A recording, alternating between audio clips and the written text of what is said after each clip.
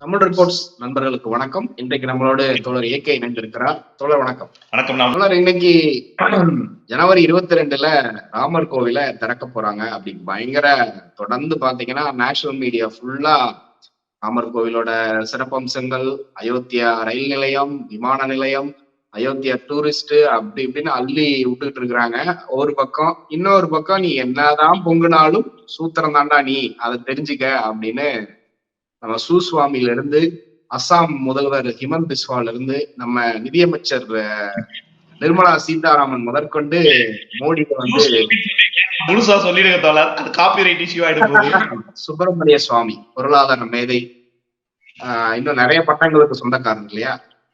எந்த பொருளாதாரத்துலங்க அவர் மேதை அப்படின்னு அவரே சொல்லிக்கு வரல. ஏன்னா அவர் தானே சொன்னாரு, நிர்மலா சீதாராமனுக்கு வந்து பொருளாதாரம்னாலே என்னன்னு தெரியாது, மோடி அமித்ஷாக்கெல்லாம் என்னன்னே தெரியாது. ஆமா, சில நேரங்கள்ல அவர் உண்மையும் சொல்லுவாரு.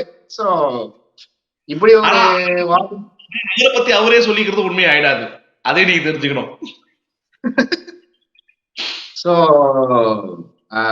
சுப்பிரமணிய சுவாமி சொன்னது, ஹிமந்த் பிஸ்வா சொன்னது, தென் மாவட்டங்கள்ல ஆய்வுக்காக வந்து பிரதமர் அலுவலகத்திலிருந்து ஒரு அதிகாரப்பூர்வமாக அறிவிப்பு வரணும், நாங்க இப்படிதான் கொடுப்போம், கொடுக்க மாட்டேன்னு. ஆனா தன்னுடைய அவங்க அதிகாரத்தை இவர்களே எடுத்துக்கிட்டு அதெல்லாம் முடியாது, தர முடியாது, நான் சொல்றதுதான் சட்டம் அப்படிங்கிற மாதிரி நிர்மலா சீதாராமன் போயிருக்கிறாங்க. சோ இந்த எபிசோடு நேத்து பாத்தீங்கன்னா 139 வருடத்துல காங்கிரஸ் கட்சி அடியெடுத்து வச்சிருக்கு.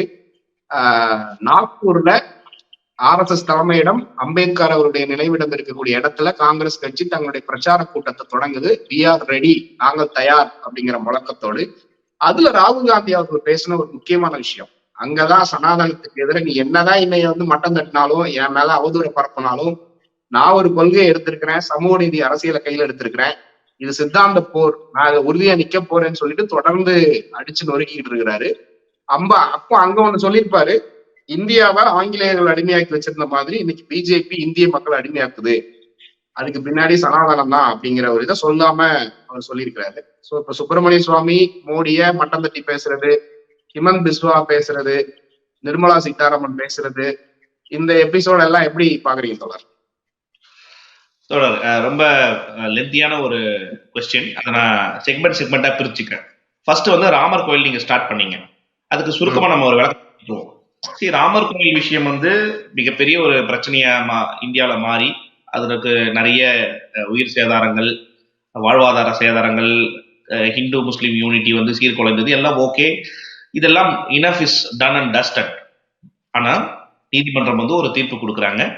இப்போ ஒரு ஓகே, பிடிக்குதோ பிடிக்கலையோ ஒரு கோயிலை நீங்க கட்டிட்டீங்க, ஜட்ஜ்மெண்ட்டை ஏற்றுக்கிறோமோ இல்லை, அந்த கோயிலை நீங்க வந்து கட்டுறீங்க, ஓகே ஃபைன். இப்போ ட்ரெயின் வந்து இலவசமா போகுது தோழர், போறது இருந்தா போயிடுங்க, இந்த ராமர் கோயிலுடைய திறப்பு விழாக்கு போறது இருந்தா போயிடுங்க, இலவசம் தான் ட்ரெயின். அதோட முக்கியமான வேலை நிறைய இங்க இருக்கு தோழர். ஏங்க இதை விட என்னங்க முக்கியமான வேலை? போய் அங்க ஜெய் ஸ்ரீராம்னு சொன்னீங்கன்னா உங்களுக்கு 100 வயசு வரைக்கும் உங்களுக்கு வந்து மரணமே வராது, தெரியுமா? அப்படியே தோழர், ராமர் கடவுள் தானே தோழர்? ஆமாமா, கடவுள் தான். அவர் வந்து மனிதர் தான், இவங்க வந்து அவரை கடவுளா பாக்குறாங்க. நீங்க ராமர் கோயிலோட சிறப்பு என்னன்னா, ராமர் கோயில போய் நீங்க வழிபட்டீர்கள் என்றால் 100 வயசு வரைக்கும் நீங்க உயிரோடு இருப்பீங்க. அதே மாதிரி நீங்க வேலைக்கு போக தேவையில்ல, நீங்க டெய்லி ஜெய் ஸ்ரீராம் சொன்னீங்கன்னா உங்களோட அக்கௌண்ட்ல வந்து டெய்லி வந்து 3000 கிரெடிட் ஆயிடும். ஏன்னா வேலைக்கு போக தேவையில்லை, ஏன்னா ராமர் பார்த்துப்பாரு. அதே போல அந்த ராமரை பெரும்பாலும் அடிப்பேன்னு சொன்ன பெரியார் வந்து 95 வயசு வரைக்கும் இருந்தாங்க. ஒன்னு ரெண்டு பேர் எக்ஸப்ஷன்லாம் இருப்பாங்க தோழர், அதை பத்தி எல்லாம் நமக்கு கவலை இல்லை. பட் மெஜாரிட்டி நீங்க பாருங்க, பெரியார்லாம் விட்டுருங்க. இப்போ நீங்க இப்போ உங்களுக்கு உண்மையாவே உங்களுக்கு டெய்லி அக்கௌண்ட்ல 3000 வரணும்னா நீங்க ஜெய் ஸ்ரீராம் சொல்லுங்க, உங்க அக்கௌண்ட்டுக்கு 3000 வரும். உழைக்காதீங்க, வேலைக்கு போகாதீங்க. என்ன வேலை செஞ்சுட்டு இருக்கீங்க இப்போ? அந்த வேலைக்கு போகாதீங்க. வேலையை வந்து ஃபர்ஸ்ட் போயிருந்தா என்னது வந்து வேலையை ரிசைன் பண்ணிடுங்க. ஏன்னா ராமர் கோயில் திறக்கிறாங்க இல்லையா, ஜனவரி 22க்கு அப்புறம் இந்திய மக்களுக்கு கஷ்டமே இருக்காது தோழர், எல்லாருமே சுபிட்சமா இருப்பாங்க.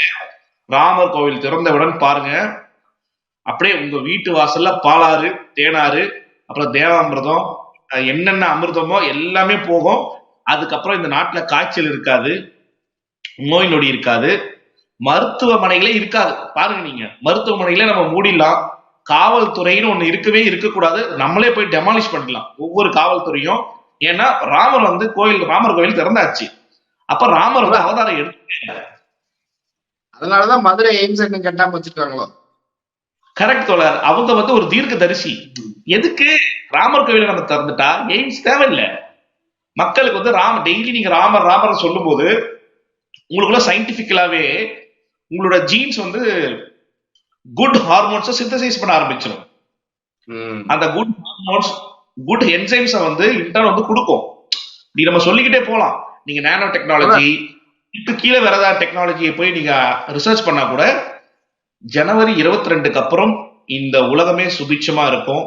ஃபர்ஸ்ட் இந்தியா சுபிட்சமா இருக்கும். அப்படியே பரவி பரவி பரவி பரவி உலகமே சுபிட்சமா மாறும் ஜனவரி 22க்கு அப்புறம். இத்தகைய ஒரு உன்னதமான கோவிலை நிறுவிய நம்மளுடைய பாரத பிரதமர் சொல்லிட்டேன், என்ன சங்கி லிஸ்ட்ல சேர்த்துருங்க, சரிங்களா? பாரத பிரதமர் திரு நரேந்திர தாமோதர தாஸ் மோடி அவர்களுக்கு வந்து நெஞ்சார்ந்த நன்றிகள். அதான் நீங்க எங்க இருந்தாலும் நான் அதை பாராட்டுறதான், நானும் வரேன். விஜயலட்சுமி சீமான் போவாரா? சீமான் போவாரு, மார்வெஸ்ட்ல போவார் தோழர். ஏன்னா நேரடியா, அதாவது அவருடைய ஒரிஜினல் கெட்டப்ல போனா கண்டுபிடிச்சிருவாங்க. சோ என்ன பண்ணுவார்னா, ஒரு மச்சம், ஒரு மீசியும் ஒரு மச்சமும் வச்சுக்கிட்டு கண்டிப்பா அவரும் வந்து அந்த இலவச ட்ரெயின்ல போவாரு. போயிட்டு அங்க பாப்பாரு. ஒருவேளை நாளைக்கு மோடியோடைய இறுதி ஊர்வலத்துல அது சொல்லுவாரு, ராமர் கோயிலப்ப மோடி அவர்கள் என்ன அழைச்சாரு, உங்ககிட்ட இன்னைக்கு ஒரு உண்மையை சொல்றேன், ராமர் கோயில் திறப்பு விழாக்கு மோடி அவர்கள் என்ன அழைச்சாரு. நான் சொன்னேன், அன்னைக்கு வந்து எனக்கு கட்சி வேலை இருக்கு தம்பி, இரும்பாவன கார்த்திக்கும் பாரிசாலனும் வந்து அன்னைக்கு எங்க வீட்டுக்கு வந்துட்டாங்க, அதனால வர முடியாதுன்னு சொன்னேன். அவர் ஒரு ஹெலிகாப்டர் அனுப்புனாரு, அந்த வீட்டுக்கு மேலேயே வந்தது, நான் அதுல ஏறிதான் போனேன், இந்த உண்மையை இது வரைக்கும் யாருக்கும் சொன்னதில்லை அப்படின்னு அவங்களுடைய தம்பிகள் வந்து அன்னைக்கு ஒரு போட்டோ ஷேர் பண்ணாலும் ஆச்சரியம் இல்லை. ஏன்னா எல்லாத்துக்கும் ஒரு கதை வச்சிருக்காரு அண்ணன் சீமான். டாபிக் இவ்வளவுதான். அடுத்த டாபிக்ல நம்ம போயிடுவோம், ஏன்னா நீங்க பெரிய கேள்வி கேட்டீங்க. சோ ராமர் கோவில் ஜனவரி 22க்கு அப்புறம் நம்ம எதை பத்தியும் கவலைப்பட தேவையில்ல, நாடே சுபிக்ஷமாயிடும். ஜெய் ஸ்ரீராம். அடுத்து என்ன கேட்டீங்க? சுப்பிரமணிய சுவாமி சொல்லுங்க. ஜெய் ஸ்ரீராம் சொல்லுங்க. 100 வயசு வரைக்கும் வாழலாம், நோயே இருக்காதுன்னு சொன்னவங்க ஏன் அத்வானியையும் முரளி மனோகர் ஜோஷியையும் கூப்பிடல? தோழர், இது ஒரு நல்ல கேள்வி. அத்வானியும் முரளி மனோகர் ஜோஷியும் வந்து என்ன பண்ணிட்டாங்கன்னா, ராமர் கோயில கட்டல. அவங்க கட்டியிருக்கணும்ல. அவங்க வந்து வெறும் மசூதியை மட்டும் தான் இடிச்சாங்க, அவங்க அதோட விட்டுட்டாங்க. அவங்க என்ன பண்ணிருக்கணும்னா, கட்டியிருக்கணும், கோயிலை வந்து உடனே கட்டியிருக்கணும். அவங்க அந்த டிலே பண்ணாங்க பாத்தீங்களா, அது வந்து பாவம். அவங்க பண்ணது வந்து பாவம். அதனால அதான் எவெல்லாம் அட்ராசிட்டி பண்ணிட்டு ஆடுறானோ அவனுக்கு ஏத்த மரியாதையும் அவனுக்கு ஏத்த விஷயங்கள் நடக்கும் என்பது இதுல வந்து நான் இதுல இருந்து நான் பாக்குறேன். இது ஒரு டேக்அவே எனக்கு அதுல எடுத்துக்கிறேன். சோ நம்மளும் ரொம்ப ஆடினால் நமக்கும் இந்த அத்வானி, இந்த முரளி மனோகர் ஜோஷிக்கு நடந்தது போலதான் நடக்கும் என்பது வந்து எந்த மாற்று கருத்தும் கிடையாது. அடுத்து என்ன சொன்னீங்க? சுசுவாமின்னு சொன்னீங்க. ஆமாங்க, சுசுவாமி தான் பேசுவாரு. அவர் வந்து தலையில பிறந்தவர், அவர் வந்து உயர்ந்த வகுப்பில் சார்ந்தவர், அவருக்கு வந்து எல்லா அக்சஸும் உண்டு. சுப்பிரமணிய சுவாமி வந்து மாறு வேஷத்திலே பார்லிமெண்ட்டுக்குள்ள வருவாரு. பார்லிமெண்ட்டுக்குள்ள மாறு வேஷத்துல வந்து பல புரட்சிகளை எல்லாம் பண்ணுவாரு. இதற்கு முன்னாடி இப்போ வந்து இந்த ஸ்மோக் கேனிஸ்டர்ஸ்ல புகை குப்பிகளை வந்து போட்டு விளையாடினாங்க இல்லையா, உள்ள ஹோலி கொண்டாடினாங்க இல்லையா, அது போல சுப்பிரமணிய சுவாமி அவர்கள் வந்து ஒரு காலத்துல அவரு உள்ள வந்து பார்லிமெண்ட்டுக்குள்ளேயே சில விஷயங்கள் எல்லாம் கொண்டாடிய நபர் தான். நீங்க வந்து நிறைய அன்றைய காலகட்டத்தில் விவரம் தெரிந்தவர்கள் வந்து சொல்லுவாங்க, அவரும் வந்து பார்லிமெண்ட்குள்ள வந்து இது போன்ற விஷயங்கள்லாம் செய்தவர் தான். சுப்பிரமணிய சுவாமி செய்யலாம் தோழர். அதே லல்லு பிரசாத் யாதவோ, மாயாவதியோ, மம்தா பானர்ஜியோ, கூட விட்டுருங்க, அவங்கள கூட ஓரளவுக்கு ஏத்துப்பாங்க. மாயாவதி, லல்லு பிரசாத் யாதவ், இது போன்ற நபர்கள், இப்ப மு.க. ஸ்டாலினோ இல்ல உதயநிதியோ, ஐயா கருணாநிதியோ, ஆர் ராசாவோ, அண்ணாமலை கூட எடுத்துக்கோங்க, அண்ணாமலை பண்ணாலும் அவங்க ஏத்துக்க மாட்டாங்க. எடப்பாடியோ இவங்க எல்லாம் பண்ணா ஏத்துக்க மாட்டாங்க. அது வந்து அது ஒரு புனித நூல் ஒண்ணு, புனித நூல்.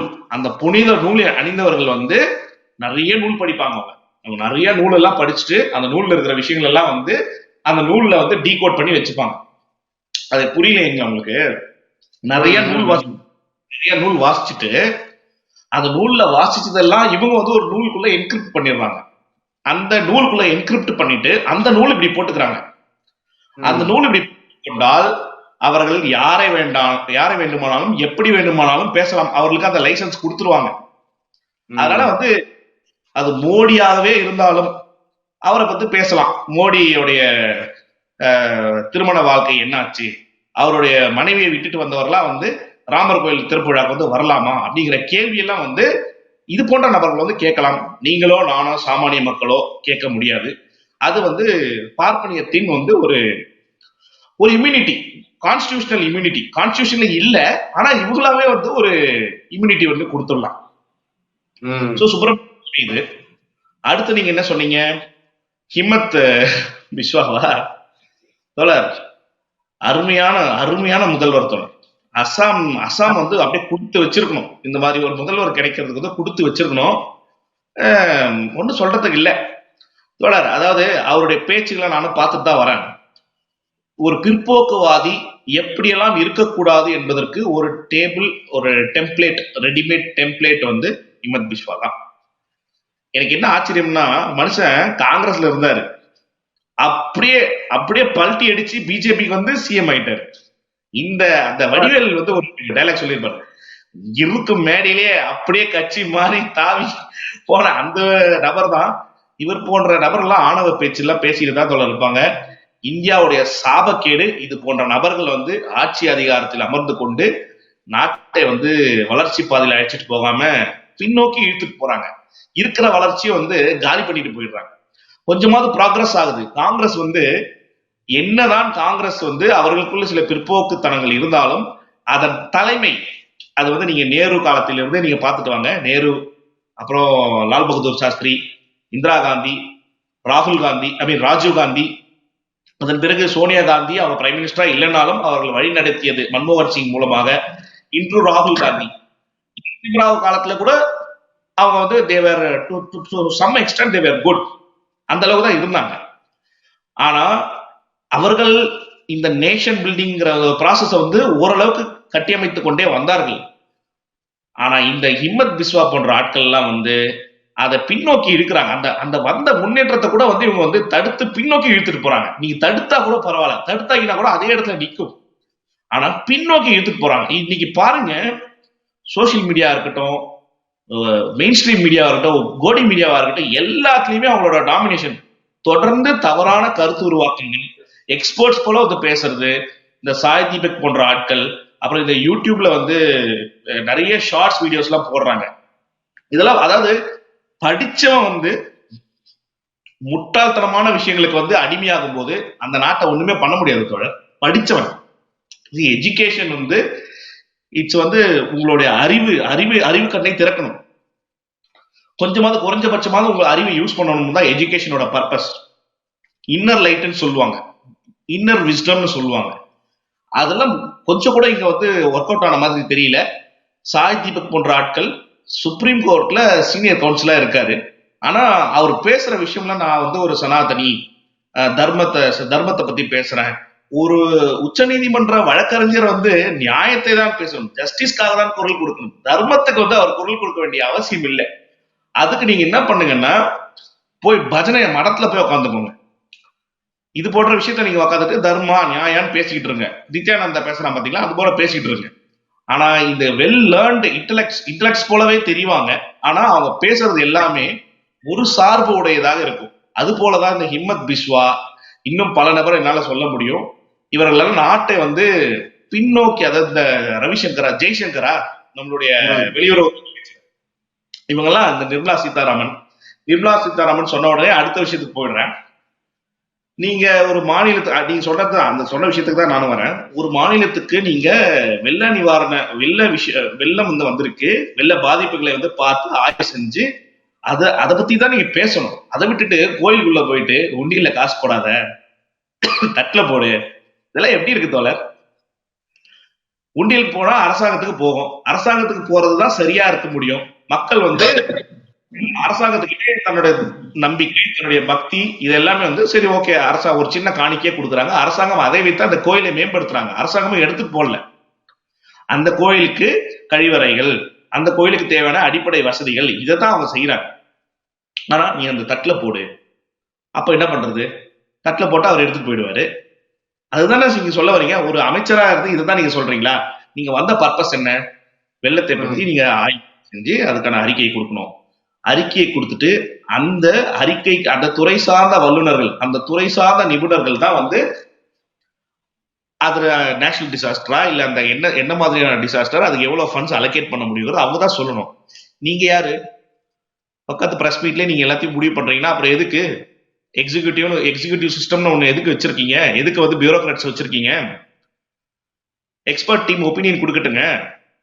பிரின்சிபல் செக்ரட்டரி என்னங்க பண்றாரு? பிரைம் மினிஸ்டரோட பிரின்சிபல் செக்ரட்டரி சொல்லணும்ல, ஆமா இது நேஷனல் டிசாஸ்டர் தான், இல்ல இது நேஷனல் டிசாஸ்டர் இல்லன்னு அவரும் சொல்லட்டும். அவர் சொன்னாதான் பிரைம் மினிஸ்டர் சொன்னது வந்து சமம். ஏன்னா பிரைம் மினிஸ்டர் தான் அதோட சேர்மன். சோ அவர் வந்து நேஷனல் டிசாஸ்டர் ஃபண்டுக்கு வந்து அவர் சொல்லாம நீங்க என்ன மவுத் பீஸா? உங்களுக்கு யார் அந்த அதிகாரி கொடுத்தா? பிரஸ் மீட்ல கேட்கிற கேள்விகளும் அதாவது நீங்க வந்து ஜட்மெண்ட்லாம் பதில் சொல்லிட்டு இருப்பீங்களா? தெரியலன்னு சொல்லிட்டு போங்க. யார் உங்களுக்கு இந்த அதிகாரம் கொடுத்தா? கேபினெட் செக்ரட்டரி என்ன பண்றாரு? கேபினெட் செக்ரட்டரி என்ன பண்றாரு சொல்லுங்க. உங்களை எப்படி கைட் பண்றாங்க? நீங்க வந்து ஒரு கேபினெட் ரேங்க்ல இருக்கீங்க. ஒரு கேபினெட் செக்ரட்டரி வந்து கண்டிப்பா கைட் பண்ணிருப்பாரு. எதெல்லாம் நீங்க பேசணும், எதெல்லாம் பேசக்கூடாதுன்னு அவர் கண்டிப்பா சொல்லியிருப்பாங்க. இத்தனை வருஷம் எக்ஸ்பீரியன்ஸ்ல உங்களுக்கு கண்டிப்பா இதெல்லாம் தெரிஞ்சிருக்கணும். இது கூட உங்களுக்கு தெரியலையா? ரொம்ப ரொம்ப ஒரு யூபிஎஸ்சி ஆஸ்பிரண்ட் வந்து தெரிஞ்சு வச்சிருக்கிற விஷயங்களை உங்களுக்கு தெரியாம போச்சுங்கிறதா ரொம்ப ஆச்சரியமா இருக்கு. சோ இத்தகைய நபர்கள் தான் நிர்வாகத்துல இருக்காங்க. இவங்களுக்கு நிர்வாகம்லாம் தெரியாது. நானும் ஒரு அறிவு ஜீவி, எனக்கு எல்லாம் தெரியும் அப்படிங்கிற போல சில விஷயங்களை பேசுவாங்க. அதையும் வந்து ப்ரொமோட் பண்றதுக்கு இந்த ரங்கராஜ் பாண்டே, அண்ணாமலை போன்ற ஆட்கள்லாம் வந்து இங்க அவங்களுக்கு ஜாலரா அடிச்சுட்டு இருப்பாங்க. ரங்கராஜ் பாண்டே ஜாலரா அடிக்க பிரச்சனை இல்லை, அது வழக்கமா காலகாலமா அவங்க பண்றதுதான். ஏன்னா பிராமணியத்துக்கு இன்னொரு பிராமணன் தான் வந்து உடந்தையா இருப்பான். சூத்திர பையனுக்கு என்ன வேலை அண்ணாமலைக்கு? அதான் சொல்லிட்டாரு ஹிம்மத் பிஸ்வாவே, சூத்திர பையனுங்கன்னு சொல்லி. சுப்பிரமணிய சுவாமி மோடி ஒரு சூத்திரன்றதுனாலதானே இதெல்லாம் சொல்லிட்டு இருக்காரு. சூத்திரன்னு சொல்லி உங்களுக்கு வந்து உரைக்கல, புத்தி வரலன்னா திருப்பி அவங்களோட பெனிஃபிட்டுக்காகவே நீ போய் செய்றீங்கன்னா என்ன அர்த்தம்? உங்களை விட சுயநலவாதிகள், இந்த நாட்டை காட்டி கொடுத்தவர்கள் நீங்கெல்லாம். அப்புறம் ராகுல் காந்தி சொன்னாரு, அந்த விஷயத்துக்கு நான் வரேன். நீங்க லாஸ்டா தானே கேட்டீங்க? ஆமா, அதோட முடிச்சிடலாம் இந்த எபிசோட. லாஸ்டா நீங்க அதான் சொன்னீங்க, அதுக்குள்ள வரேன். நாக்பூர், ஆமா நாக்பூர்ல செஞ்சது ரொம்ப சரியான விஷயம். ஏன்னா காங்கிரஸ் இதற்கு முன்னாடி இந்தியாவுக்கு சுதந்திரத்தை பெற்றுக் கொடுத்த கட்சி. எப்படி பெற்றுக் கொடுத்தார்கள்? ஓவர் நைட்லயா? கிடையாது. பல்வேறு போராட்டங்கள், பல்வேறு செயல் திட்டங்கள். சென்னையில கான்பரன்ஸ், நாக்பூர்ல கான்பரன்ஸ், லாகூர்ல கான்பரன்ஸ். அன்றைய தேதி அது இன்னைக்கு வந்து அது பாகிஸ்தான், அன்றைய தேதி வந்து அது ஒருங்கிணைந்த இந்தியா. கல்கட்டா, மெட்ராஸ், பாம்பே, டெல்லி, லக்னோ, பூனா, இந்தியாவுடைய நல்ல வளர்ந்த முன்னேறிய நகரங்கள் எல்லா இடத்துலயும் காங்கிரஸ் வந்து அங்க ஒரு செஷன், ஐஎன்சி செஷன் நடக்கும். அங்க வந்து ஒரு சேர்பர்சன் வந்து பேசுவாங்க. அங்க ஒரு குறைஞ்சபட்சம் செயல் திட்டம் வச்சிருப்பாங்க. ரொம்ப காங்கிரஸ்லயே பாத்தீங்கன்னா மாடரேட்ஸ்னு ஒரு காலகட்டத்துல இருந்திருக்காங்க. ஆரம்ப காலகட்டத்துல ரொம்ப மிதவாத காங்கிரஸ். அதுக்கப்புறம் வந்து அதுலயே சில எக்ஸ்ட்ரீமிஸ்டும் வந்திருக்காங்க. அவங்கதான் வந்து ஆயுதம் ஏந்தி போராட்டம், சந்தால் ரிவோல்ட் இதெல்லாமே நடந்தது. ட்ரைபலோட சர்ஜன்ஸ் எல்லாமே வந்தது. இல்ல ஆயுதம் ஏந்தியும் போராடலாம் அப்படின்ற மனநிலையிலும் சில காங்கிரஸ் கேடர்ஸ் இருந்தாங்க. அதன் பிறகு ஒரு காந்தி வருகிறார், அதன் பிறகு ஒரு இன்டலெக்ட் நேரு வருகிறார், ஒரு மிகப்பெரிய ஆளுமை அம்பேத்கர் வருகிறார், நேதாஜி சுபாஷ் சந்திர போஸ் வருகிறார், இன்னும் பல தலைவர்கள் வராங்க. பிரிட்டிஷ் கூட வந்து round table conference, first conference, second conference, third conference போறாங்க, பேசுறாங்க. இப்ப அதாவது டொமினியன் ஸ்டேட்டஸை வந்து சில காங்கிரஸ் வந்து அக்செப்ட் பண்றாங்க. இல்ல டொமினியன் வேணாம், எங்களுக்கு கம்ப்ளீட் இண்டிபெண்டன்ஸ் வேணும் அப்படின்னு சில காங்கிரஸ்காரங்க கேட்கறாங்க. ஒரு டயலாக் சிஸ்டமேட்டிக்கலா ஒவ்வொரு 5 வருஷத்துக்கும், ஒவ்வொரு 3 வருஷத்துக்கும், அடுத்த 6 மாசத்துக்கும் பல திட்டங்களை தீட்டி மக்களை எங்கேயுமே வன்முறை பக்கம் செல்லாமல், நல்லா நோட் பண்ணணும். நான் இது எப்பவுமே சொல்லுவேன், காங்கிரஸ் பத்தி பேசும்போதோ இல்ல மகாத்மா காந்தி அவர்கள் பத்தி பேசும்போதோ சொல்வேன். அன்னைக்கு வந்து நமக்கு எல்லாருக்குமே சுதந்திர வேட்கை இருந்தது. மக்களை வந்து ஈஸியா ட்ரிகர் பண்ணி நீங்க வயலன்ஸ்குள்ள கொண்டு போயிருக்கலாம். ஆனா அதை நம்ம பண்ணல. ஏன்னா வயலன்ஸ் வந்து எப்படி வேணாலும் முடியும். அதுக்கு சிறந்த உதாரணம் ஈழம் ஈழப்போராட்டம் வந்து வைலன்ஸ், அதோட அடிநாதம் வந்து வைலன்ஸ் மூலமா நாங்க வந்து ஈழத்தை அடைவோம் என்று அந்த மக்கள் வந்து பழக்கப்படுத்தப்பட்டார்கள். ஏன்னா அங்க வந்து சில அமைப்புகள் வந்து அவர்களை அப்படி வந்து வழி நடத்தினார்கள். அது சரியோ தவறோ அது வந்து ஒரு லார்ஜர் டாபிக், அதுக்குள்ள நம்ம போனா இன்னொரு நாள் பேசலாம். வைலன்ஸை வந்து ஃபாலோ செஞ்ச ஒரு கூட்டம் அவங்க என்ன ஆனாங்க, கடைசியா போர்னால வந்து காலியானாங்க. இந்தியாவோட பாப்புலேஷன் நீங்க யோசிச்சு பாருங்க, இந்தியாவில இது போன்ற ஒரு பாப்புலேஷன் வைலன்ஸ்ல இறங்கினா அது எவ்வளவு பெரிய டேமேஜ் வந்து உருவாகி இருக்கு. ஏன்னா அன்னைக்கே நவீன ரக வெப்பன்ஸ் எல்லாம் வச்சிருந்தான். அதுக்காக நம்ம வந்து அவங்க கிட்ட சரண்டர் ஆகணும்னு சொல்லல, எப்படி பேசணுமோ பேசி அப்படி வந்து ஒரு இண்டிபெண்டன்ஸ் வாங்கி கொடுத்த கட்சி இன்னைக்கு இதை வந்து 2வது இண்டிபெண்டன்ஸ் சொல்றாங்க. அவங்களுக்கு இதோட வீரியம் புரிஞ்சிருக்கு. நாடு எவ்வளவு ஒரு சிக்கலான சுச்சுவேஷன்ல இருக்கு, ஒரு அசாதாரண நிலையில இருக்கு, அறிவிக்கப்படாத ஒரு டிக்டேட்டர்ஷிப் இங்க நடந்துகிட்டு இருக்கு. அது சொன்னா சிக்கலாயிடும். அதனாலதான் ராகுல் காந்தி வந்து, ஏன்னா he was targeted already, he was targeted many times. எது பேசினாலும் அதை வந்து ஒரு இஷ்யூ ஆக்குறாங்க. ஒரு முறை அவரை பப்புன்னு கிண்டல் பண்ணிட்டு இருந்தாங்க ஒரு காலத்துல, இப்ப பண்றது இல்ல. அப்புறம் ஒரு மோடி குறித்து சில விமர்சனங்களை வைத்தார், அதற்கு நீதிமன்றங்களுக்கு போனாங்க. இப்ப லேட்டஸ்டா அவருடைய எம்பி பதவியை வந்து காலி பண்ணாங்க. ஸோ இதற்கெல்லாம் சிறந்த தகுந்த பதிலடி நாக்பூர்ல நீங்க போய் பேசுறது தான். ஏன்னா நாக்பூர்ல நீங்க பேசுறது வந்து அவன் கோட்டையில, அவன் ஏரியால போய் அவன் கோட்டையில அவனை பத்தியே பேசுறதுங்கிறது வந்து அது ஒரு தரமான சம்பவம் தான். மேபி தமிழ்நாடு இந்த நடிகர் விஜயகாந்த், தேமுதிக தலைவருடைய விஜயகாந்தோட மரணத்தை அந்த விஷயத்துல டிஸ்ட்ராக்ட் ஆயிட்டாங்க. ஓ ஃபைன், ஏன்னா நம்ம ஊரை சார்ந்தவர், அவருடைய இதற்கும் நம்ம வந்து முக்கியத்துவம் கொடுக்கணும். பட் இந்த விஷயம் பேச மறந்துட்டாங்க. It's good that you know இந்த டாபிக் நீங்க கொண்டு வந்தீங்க. ஸோ காங்கிரஸோடைய அந்த பாய்ச்சல் வந்து கண்டிப்பா தேவை தோழர். நீங்க ரொம்ப சாந்த சுரூபியா நான் வந்து பிஜேபியை டீல் பண்ணுவேன் அப்படின்லாம் வந்து வேலைக்கு ஆகாது. அன்னைக்கு வந்து நீங்க வெள்ளைக்காரனை எதிர்த்து போராடினீங்க, உங்ககிட்ட ஒரு அக்ரஷன் கண்டிப்பா தேவைப்பட்டது, கால்குலேட்டட் அக்ரஷன். பட் இன்னைக்கு வந்து வெள்ளைக்காரன் கிடையாது, இவன் வந்து நம்மளுடைய மொழி பேசும் அதே அவனோட மோசமானவங்க நம்மவர்கள் தான், ஆனா நம்மளோட மோசமானவங்களா இருக்காங்க. சோ அவங்க கிட்ட நீங்க போயிட்டு ரொம்ப கெத்திக்கிட்டு எல்லாம் இருக்க முடியாது. ஏன்னா எல்லா இன்ஸ்டிடியூஷன்ஸையும் வந்து காலி பண்ணிட்டான் தோழர். அவங்களுக்கு வந்து சிபிஐ ஆக இருக்கட்டும், இடி ஆக இருக்கட்டும், ஜுடிஷியல் சிஸ்டம்லயே வந்து அவங்களுக்கு வேலை செய்யறதுக்கு ஆட்கள் இருக்காங்க. உங்களால பார்க்க முடிஞ்ச ரஃபேல் டீல் வந்து கண்டிப்பா வந்து அது ஒரு ஸ்கேம். ரஃபேல் ஸ்கேம்ங்கிறது வந்து ஒரு ஒயிட் பேப்பர்ல நீங்க அதை எழுதி பாத்தீங்கன்னா கூட இது மிகப்பெரிய முறைகேடுன்னு சொல்லிடலாம். ஆனா அதையே வந்து கிளீன் ஷீட் கொடுத்தாரு அன்னைக்கு இருந்த உச்ச நீதிமன்ற தலைமை நீதிபதி ரஞ்சன் கோகோய். அதே ரஞ்சன் கோகோய் இன்று இது வந்து பிஜேபியோட ராஜ்யசபா எம்பியா இருக்க. சோ இங்க வந்து எல்லா இன்ஸ்டிடியூஷன்ஸும் வந்து கரப்டட், எல்லா இன்ஸ்டிடியூஷன்ஸையும் வந்து இவங்க வந்து தே ட்வீக்டு, காலி பண்ணிட்டாங்க. இவர்களுடைய ஒத்திசைவுக்கு ஏற்றாற் போல் அவர்கள் நடந்து கொள்றோம், அந்த அளவுக்கு வந்து எல்லா இன்ஸ்டிடியூஷனும் மாத்தி வச்சுட்டாங்க. சோ நடப்பது வந்து ஒரு அறிவிக்கப்படாத ஒரு டிக்டேட்டர்ஷிப் ஆட்சி. இதை ராகுல் காந்தி வந்து நன்கு உணர்ந்து அவர்களுடைய ஹார்ட், சனாதனத்தின் இதயம் வந்து நாக்பூர், அதோட இதய துடிப்பு ஆர்எஸ்எஸ் கேடர்ஸ் அஃப்கோர்ஸ் இருப்பாங்க, பட் ஹார்ட் வந்து நாக்பூர்.